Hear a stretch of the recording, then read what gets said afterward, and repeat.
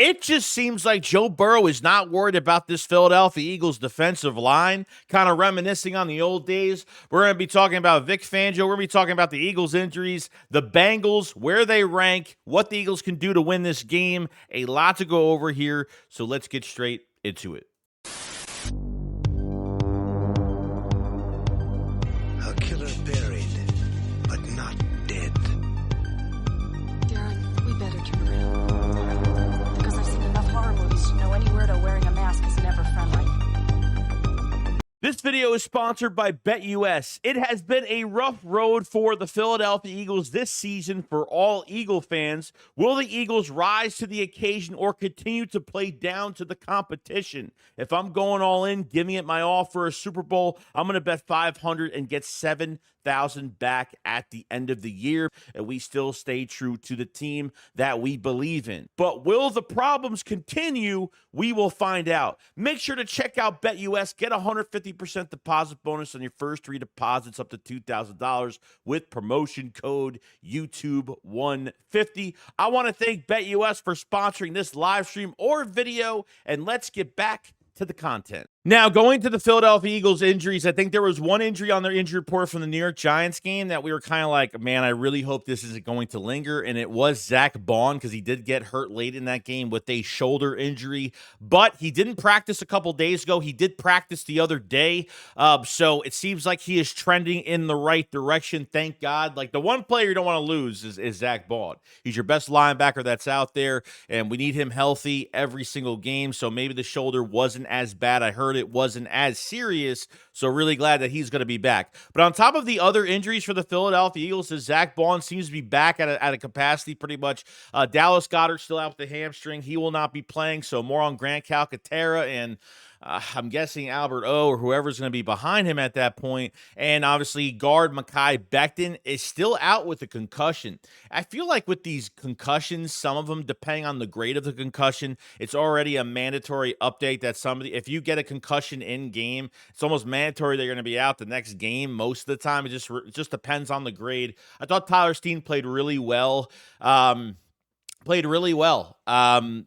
the guard spot. I thought as a run blocker, I thought he was fantastic. Protection wasn't bad. So you got to thank, Jeff Stoughton for this depth on this offensive line. Obviously, Fred Johnson will be at left tackle for another week. You have Trey Hendrickson to really worry about on that edge where they move guys to that side. So they know that that's the weak part of the Philadelphia Eagles offensive line, where I thought Fred Johnson had some issue with Brian Burns since Kayvon Thibodeau was out of the game. But at the end of the day, I thought he tightened up nicely, and I thought he played pretty good the rest of the game. So he's going to give up some pressures. It's going to happen. He's not perfect. I'm wondering, so we already kind of thought like Mekhi Becton would maybe move to left tackle at some point, but when Mekhi Becton's still out, Fred Johnson's going to have to hold that left side yet again for another week. But Zach Bond's back, so that's fantastic. Now, we're talking about the Cincinnati Bengals and really looking at the statistics for them for the season, really a slow start for them.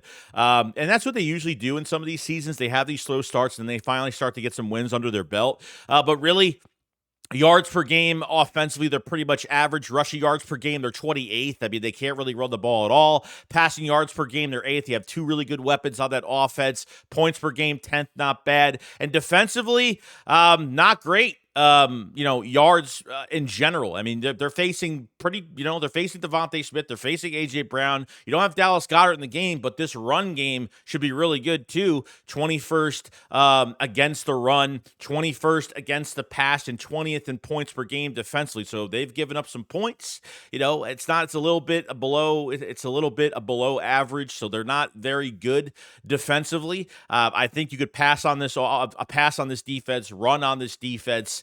I don't see why not. Try some different things with Saquon Barkley as well. Like, I feel like they should really try to, I liked how they actually ran with Saquon Barkley on the outside, like an outside lane for once. I mean, it was nice to see that because they normally don't do it. Outside runs really don't exist. I don't think they really had an outside run this year with Saquon Barkley so far. But I would like to see the running backs in the receiving game and all of that, which is great. So offensive line can hold up. Jalen Hurts go through his reads, and we need a fast start in this game. You cannot afford to have a slow start in the first quarter. Whatever scripted plays you have, whether it's the first 15 plays, they have to scrap it. This needs to stop. You're not winning a playoff game like this, and I'm saying this, it's really important. You cannot.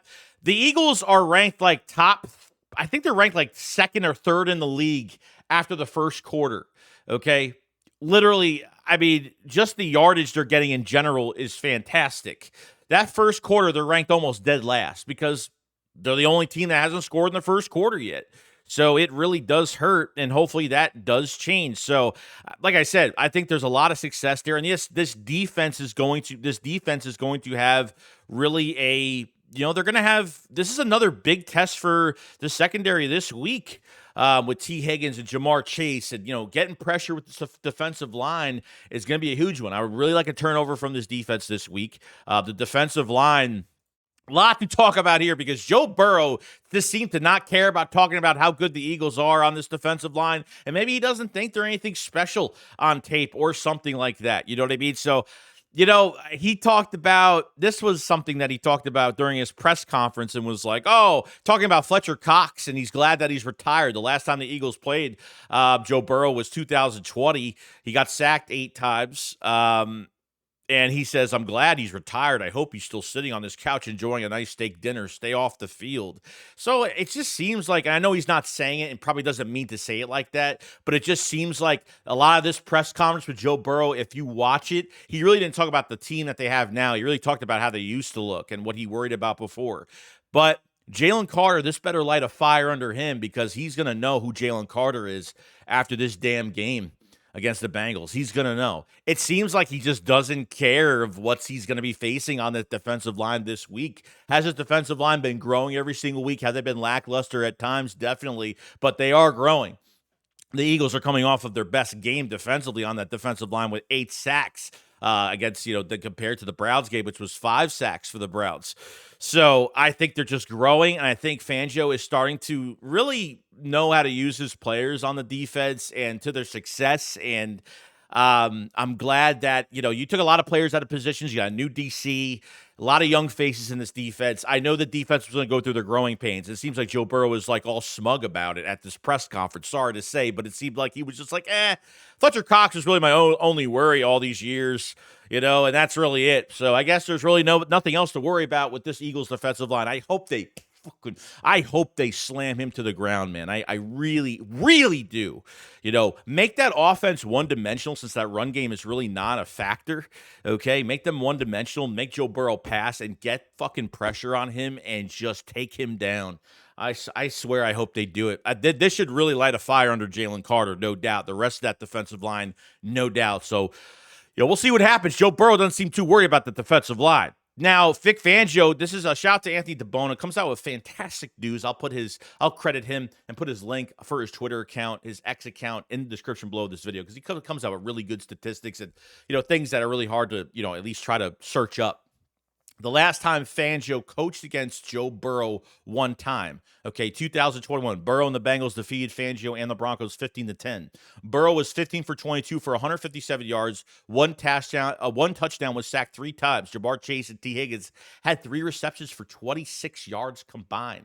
So even though that they lost the game, relatively, this was a defensive game going back and forth. Obviously, when it was low scoring like this, that's Vic Fangio has coached against this quarterback before.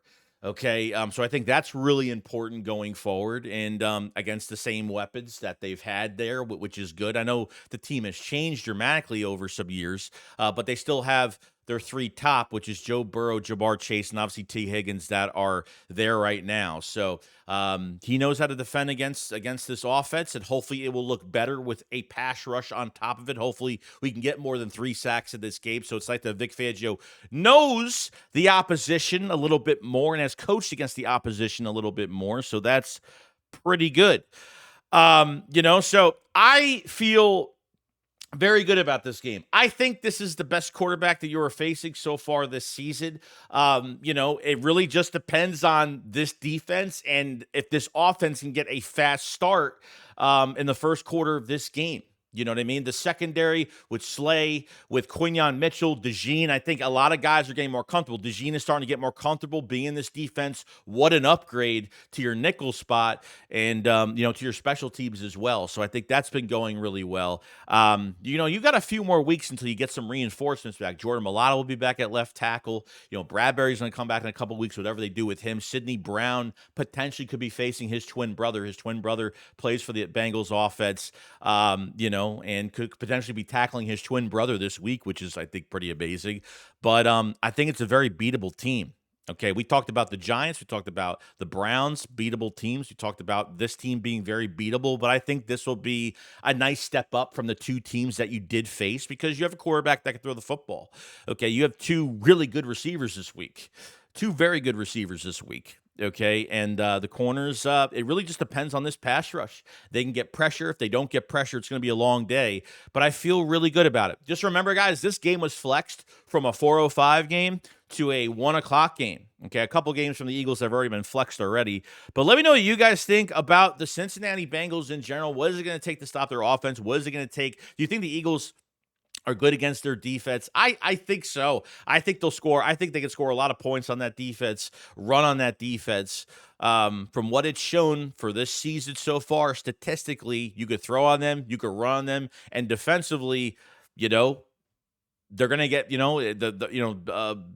they're known to get a lot of yards, okay, from the weapons that they have and what Joe Burrow could do. You're hoping you're not giving away big chunk yards. Get pressure on the quarterback. That's the number one thing. Seems like their running game. I don't know who their starting running back is as of right now.